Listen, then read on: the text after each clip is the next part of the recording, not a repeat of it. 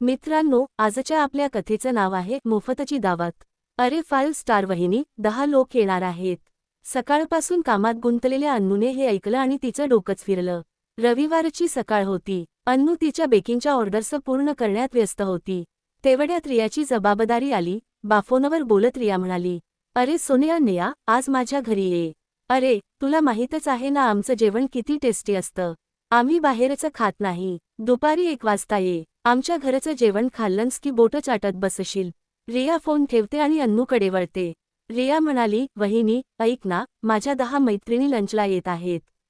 आजची पार्टी माझ्याकडून आहे. मी मेन्यू ठरवला आहे, शाही पनीर, दाल मखनी, गार्लिक नान आणि डेझर्टमध्ये एकदम स्पेशल रसमलाई केक. अन्नूने हातातलं काम थांबवलं आणि म्हणाली, रिया, तू मला विचारलंस तरी का? माझ्याकडे आज आधीच 3 केकचे ऑर्डर आहेत. मी एवढं सगळं एकटी कसं बनवणार? बाहेरून ऑर्डर करून घे. रिया चिडून म्हणाली, वहिनी, बाहेरच्या खाण्याची गोष्टच काढू नकोस. माझ्या फ्रेंड्स तुझ्या हातच्या खाण्याच्या वेड्या आहेत. मी त्यांच्याशी 5,000 रुपयांची पैज लावली आहे की आजचं लंच सगळ्यात बेस्ट असेल. प्लीज, माझं नाक कापू नका. आणि हो, सेव्हिंगही तुमच्यामुळेच होईल. तुमच्या हातात ती कला आहे. अन्नूने हातात धरलेली स्पॅच्युला घट्ट पकडली. तिने हळूच रियाकडे पाहिलं. अन्नू म्हणाली, रिया, मी तुला कालच सांगितलं होतं की रविवारी माझ्याकडे कमर्शियल ऑर्डर्स जास्त असतात. मला अजून 2 तासांत डिलिव्हरी द्यायची आहे. मी 10 लोकांचं जेवण एकटी कसं बनवू? रिया नकार देत म्हणाली, वहिनी, नेहमी तुझ्या छोट्या छोट्या ऑर्डर्सचं रडगाणं गाऊ नकोस. माझ्या मैत्रिणी येत आहेत, शहरातल्या श्रीमंत घराण्यातल्या मुली आहेत त्या. मी त्यांना बाहेरचं तेलकट मसालेदार खाणं कसं देऊ? आज तर तुमची कामचोरी झाली आहे. तेवढ्यात सुषमाजी चप्पल ओढत आत आल्या. त्यांनी अन्नूच्या थकलेल्या चेहऱ्याकडे पूर्णपणे दुर्लक्ष केलं. सुषमाजी म्हणाल्या, अरे अन्नू, बनव ना. सून आहे, तिचं मन लहान आहे. तिच्या मैत्रिणींसमोर तिची नाक कापाई गेली तर बरं वाटेल का? आणि तसंही तू दिवसभर किचनमध्येच तर असतेस. 10 लोकांचं जेवण बनवलंस तर काय डोंगर कोसळून पडणार आहे का? सासूबाई चिडून म्हणाल्या. अन्नू शांत पण थकलेल्या आवाजात म्हणाली, आई, डोंगर नाही कोसळणार पण माझी कंबर नक्की मोडेल. काल रात्री 2 वाजेपर्यंत मी काम केलं आहे. कोणीतरी मला मदत करणार आहे का? सुषमाजी खोटं बोलत चेहऱ्यावर बनावटी भोळेपणा आणून म्हणाल्या, अरे, आम्ही मदत तर करतोच ना. काल तुझी ती वाटाण्याची भाजी, ते फक्त 1 मुठभर वाटाणे, ते कोणी सोलले होते? आता ही बिचारी सलाड कापायलाच बसेल. हो ना, रिया. रिया लगेच म्हणाली, मम्मी, माझे नेल्स तर कालच पेंट झालेत. मी काहीच करणार नाही. वहिनी, तू लवकर सुरू कर, नाहीतर सोनिया आणि ईशा आल्यावर काय विचार करतील की आमच्या घरी पाहुण्यांचं स्वागत असंच होतं. रिया आणि सासूबाई हसत बाहेर निघून गेल्या. हॉलमधून रियाचा आवाज आला, सोनिया, टेन्शन घेऊ नकोस यार. मी माझ्या कुकला आधीच सांगितलं आहे. एकदम 5 स्टार लंच मिळणार आहे. कुक, स्वयंपाक करणारी, हे शब्द अन्नूच्या कानात गरम शिशासारखे उतरले. तिने पाहिलं की स्वयंपाकघराच्या स्लॅबवर तिच्या मैत्रिणींसाठी ठेवलेल्या महागड्या चॉकलेटचा रॅपर फेकलेला होता. अन्नूच्या डोळ्यांत आगही होती आणि पाणीही. तिने खोल श्वास घेतला आणि मुठं घट्ट आवळली. थंड पण संतापलेल्या आवाजात अन्नू म्हणाली, म्हणजे मी तुमची कुक आहे. आणि सासूबाईंना वाटतं की 4 वाटाणे सोलणं म्हणजे मदत आहे. ठीक आहे, रिया, आज खरंच 5 स्टार लंच मिळेल. पण त्या लंचचं बिल इतकं भारी असेल की तुझी श्रीमंतीची झिंग उतरून जाईल. तू मला नोकराणी समजलीस ना? आता पहा, ही नोकराणी आपली फी कशी वसूल करते. अन्नूने फोनमध्ये 1 नंबर डायल केला, the royal fest.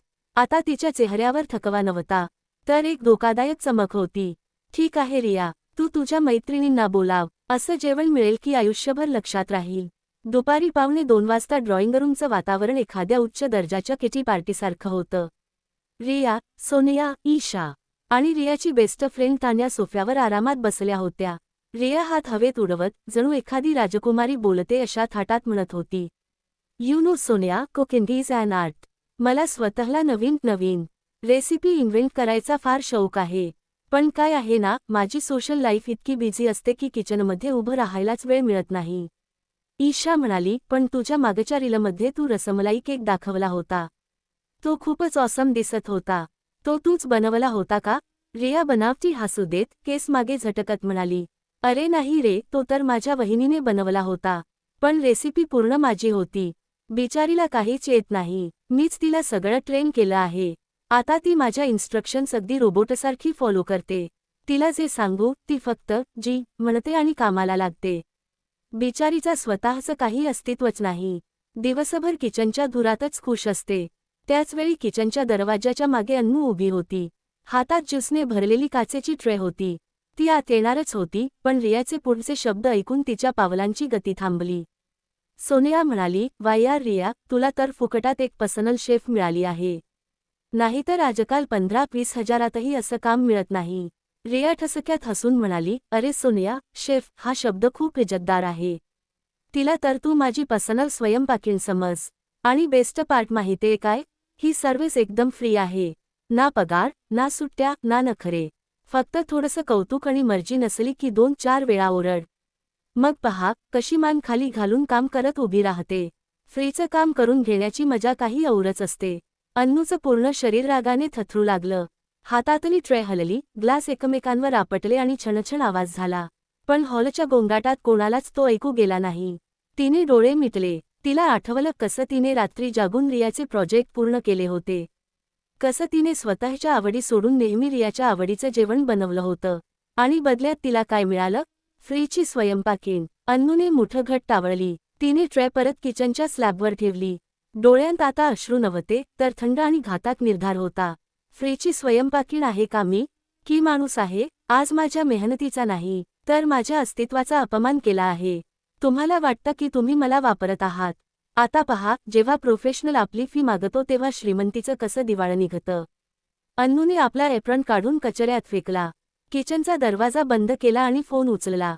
"Hello, the royal feast. मला 15 मिनिटात एक प्रीमियम VIP लंच डिलिव्हरी हवी आहे. Payment cash on delivery." आणि रिसीव्ह करणारी माझी पर्सनल असिस्टंट प्रिया. 2 वाजले होते. पाहुण्यांना भूक लागायला सुरुवात झाली होती. ईशा म्हणाली, "यार, फार भूक लागली आहे." रिया म्हणाली, "बस 2 मिनिटं. वहिनी जेवण घेऊन येत असतील." रिया किचनमध्ये गेली. ते दृश्य पाहून तिच्या पोटात गोळा आला. स्लॅब एकदम स्वच्छ. ना शाही पनीर, ना नान, ना काहीच. अन्नू स्मार्ट फॉर्मल सूटमध्ये, हातात लॅपटॉप कॉफी पीत उभी होती. रिया घाबरून म्हणाली, "वहिनी, हे काय आहे? जेवण कुठे आहे? माझ्या मैत्रिणी वाट पाहत आहेत." अन्नू शांतपणे म्हणाली, "ओह, जेवण? ते तयार आहे." "कुठे?" रिया म्हणाली, "इथे तर काहीच नाही." अन्नू म्हणाली, "जेवण किचनमध्ये नाही, वेंडरकडे आहे. चला, बाहेर." रिया घाबरून हॉलमध्ये परतली. तेवढ्यात अन्नू मागून आली. आता अन्नूचा थॉट अगदी 5 स्टार हॉटेल मॅनेजरसारखा होता. हसत अन्नू म्हणाली, "हॅलो, वेलकम.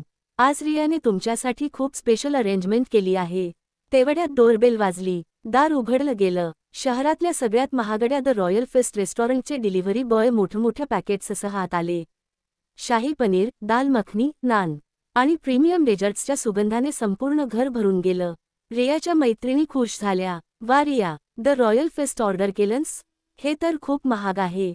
त्या म्हणाल्या. रिया गोंधळून गेली होती. तिला काहीच कळत नव्हतं. जेवण वाढलं गेलं. सगळ्यांनी पोटभर जेवलं. पण रियाच्या गळ्यात घास उतरायला तयार नव्हता. जेवण संपल्यावर अन्नू चांदीची ट्रे घेऊन आली. त्यात मुखवास नव्हता, तर एक बिल फोल्ड होता. अन्नूने तो फोल्ड रियासमोर ठेवला. ठाम आवाजात अन्नू म्हणाली, "हे घ्या, आजच्या पार्टीचं बिल." रिया थरथरत्या हातांनी फोल्ड उघडला. बिल होतं 18,500 रुपये. खाण्याचं बिल अधिक सर्व्हिस चार्ज. संपूर्ण हॉलमध्ये मौन पसरलं. रिया कानपत्या ओठांनी म्हणाली, "वहिनी, हे काय आहे? तुम्ही वेड्या झालात का? 18,000चं बिल, आणि तुम्ही जेवण का नाही बनवलंत?" अन्नू खोल श्वास घेऊन प्रोफेशनल हसू देत म्हणाली, "रिया, तूच तर म्हणालीस की तुझ्या मैत्रिणी शहरातल्या श्रीमंत घरातल्या आहेत. म्हणून मला वाटलं की माझ्या हाताचं साधं जेवण त्यांच्या दर्जाला शोभणार नाही. आणि आज तुझी स्वयंपाकीण अनपढ लिव्हर होती." थेट डोळ्यांत पाहत अन्नू म्हणाली, "आठवड्यातून एक दिवस नोकराणीला सुट्टी मिळायलाच हवी, नाही का?" रिया रडत म्हणाली, "वहिनी, तुम्ही इतक्या दगडी मनाच्या कशा? आई, बघा ना, ही माझ्याशी कशी बोलते आहे." सुषमाजी गरजत म्हणाल्या, "मी सांगते, आपण पैसे देणार नाही. जे जेवण आहे ते खाऊ दे. ती आपलं काय बिघडवणार आहे?" अन्नूने एक खोल श्वास घेतला आणि हळूच आपला फोन काढला. तिने स्क्रीन फिरवून सुषमाजींना दाखवली, ज्यावर शोरूम नंबर डायल केलेला होता. अन्नू म्हणाली, "आई, कदाचित तुम्ही विसरत आहात की हे जेवण मी घरी बनवलेलं नाही. हे द रॉयल फिस्ट हॉटेलमधून आलं आहे. त्यांचे डिलिव्हरी बॉय बाहेर उभे आहेत. या लंच ऑर्डरचा त्यांच्याकडे पूर्ण रेकॉर्ड आहे. ऑडिओ, व्हिडिओ सगळं. आता तुम्ही लगेच पेमेंट केलं नाही, तर हा प्रश्न माझा आणि तुमचा राहणार नाही." हॉटेलवाले लगेच पोलिसांना फोन करतील. जेवण खाऊन पैसे न देणं हे फसवणुकीत येतं. पोलीस येतील आणि सगळ्यांसमोर रिया आणि तुम्हाला जीपमध्ये बसवून घेऊन जातील. विचार करा, वाड्यामध्ये काय इज्जत राहील जेव्हा लोक पाहतील की मोठ्या घराण्यातली मंडळी 18,000चं जेवण खाऊन बिल द्यायला नकार देत आहेत. इथे DSP आहेत ज्यांच्या पतीची ही फ्रँचायझी आहे. ते नुसतं बोलून सोडत नाहीत. पोलीस आणि ठाण्याचं नाव ऐकताच सुषमाजींचे पाय थरथरायला लागले. त्यांची आरडाओरड अचानक थांबली. 18,000 रुपये जड होते. पण पोलीस ठाण्याची हवा त्याहूनही जास्त भयानक होती. रियाच्या मैत्रिणी एकमेकींचा हात धरून कुजबुजायला लागल्या. सोनिया हळूच म्हणाली, यार, कुठे आपल्यालाही साक्षीदार बनवून अडकवतील की काय? चला, इथून निघूया. अन्नूने डिलिव्हरी बॉयकडे इशारा करत म्हणाली, भाऊ, अजून 2 मिनिटे थांबा. जर मॅडमने पेमेंट केलं नाही तर तुम्ही तुमची PCR व्हॅन कॉल करा. मग आपण कायदेशीर मार्गाने बोलू. सुषमाजी अखेर हार मानल्या. मनातल्या मनात रियाकडे पाहत त्या रागाने म्हणाल्या, रिया, काढ तुझं कार्ड. पैसे दे, नाहीतर आजही आपल्याला जेलमध्येच पाठवणार आहे. रियाच्या डोळ्यांत पाणी आलं, पण ते पश्चात्तापाचं नव्हतं तर अपमानाचं होतं. तिला समजून चुकलं होतं की आज अन्नूने तिला सगळ्यांसमोर उघडं पाडलं होतं. रिया थरथरत्या हातांनी आपली पर्स उघडली आणि तो क्रेडिट कार्ड काढला ज्यावरून ती पुढच्या आठवड्यात आपली महागडी ड्रेस घेणार होती. कार्ड स्वाईप झालं आणि त्याच क्षणी रियाचं बँक बॅलन्स आणि सुषमाजींचा गर्व दोन्ही एकाच वेळी कोसळले. अन्नू कार्ड मशीन हातात घेत म्हणाली, थँक्यू, रिया. यालाच म्हणतात प्रोफेशनल डीलिंग. आज तुम्हाला पहिल्यांदाच कळेल की जेव्हा एखादा हुनरमंद माणूस आपल्या मेहनतीची किंमत मागतो तेव्हा बिल किती जड असतं. Enjoy your lunch, madam. अन्नूने थाटात कार्ड स्वाईप केलं आणि पावती रियाच्या हातात दिली. धन्यवाद. आजच्या नंतर हे लक्षात ठेवा, आई, मदत मोफत असते पण जेवणाचं बिल खूप महाग पडतं. पुढच्या वेळी कोणाच्या मेहनतीची थट्टा करण्याआधी आपला बँक बॅलन्स नक्की तपासून घ्या. अन्नू मान उंच करून किचनकडे वळली. मागे डायनिंग टेबलवर रिकामी भांडी आणि सुषमाजींची विखुरलेली लाज होऊन राहिली होती. त्या दिवसानंतर रियाने कधीच अन्नूला स्वयंपाकी म्हटलं नाही. आणि सुषमाजी तर वाटाणे सोलताना सुद्धा अन्नूची परवानगी घेत होत्या, कारण त्यांना माहीत होतं की या सुनेची फी भरणं त्यांच्या आवाक्याबाहेर आहे. नात्यांमध्ये इज्जत मोफत मिळत नाही, ती कमवावी लागते. आणि जे लोक दुसऱ्याच्या मेहनतीला मोफत समजतात त्यांना वेळ असा महागडा बिल हातात देतो. तर मित्रांनो, तुम्हाला आमची ही कथा कशी वाटली? कमेंट बॉक्समध्ये तुमचे विचार नक्की लिहा. धन्यवाद.